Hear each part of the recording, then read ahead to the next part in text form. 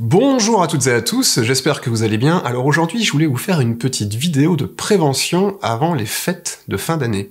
Allez, on voit ça tout de suite.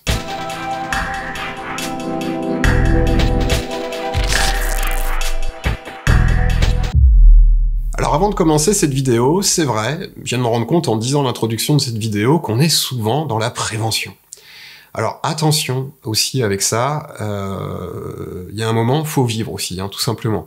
Mais c'est vrai que malheureusement, si, donc là en l'occurrence je vais parler de la prévention au niveau de la santé auditive, si on se retrouve dans des environnements qui sont beaucoup trop forts, et surtout dans les fêtes de fin d'année, et ben malheureusement ça peut potentiellement créer des problèmes au niveau de notre audition. La première chose que vous pouvez mettre en place, bien entendu, c'est des protections auditives. Donc j'avais déjà fait une vidéo sur le sujet que vous pouvez trouver sur cette chaîne. Mais c'est vrai que, bien entendu, les protections auditives, si en plus vous avez déjà des petites pertes auditives, ou des acouphènes, ou de l'hyperacousie, bon, mais bien entendu, dans les environnements trop forts, et j'insiste sur trop fort, il va falloir les mettre. Alors maintenant, comment on peut savoir si l'environnement est trop fort ?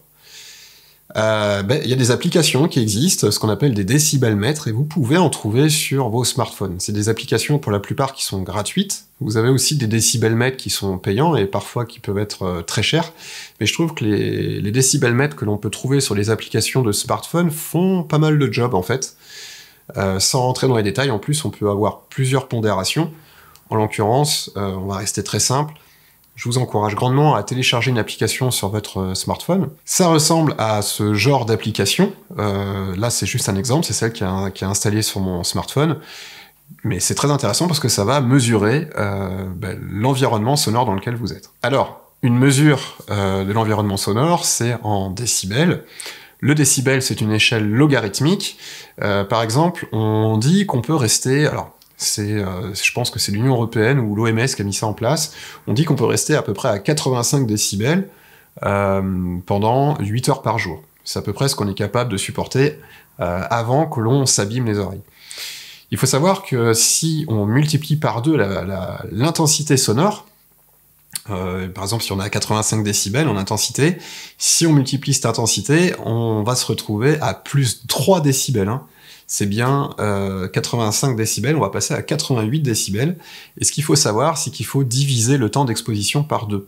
C'est-à-dire qu'on va passer à 4 heures pour 88 décibels. Et sachant que c'est une échelle logarithmique, plus vous allez monter l'intensité sonore, plus vous allez devoir aussi baisser votre temps d'exposition. Retenez bien qu'un environnement sonore, c'est à la fois le temps d'exposition et à la fois l'intensité sonore dans laquelle on se trouve.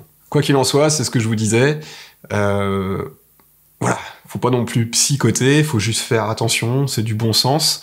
Et c'est vrai que parfois, dans des soirées comme le 1er de l'an, je pense à ça, on peut vite se retrouver avec des pétards, ce genre de choses, dans des concerts, dans des boîtes de nuit.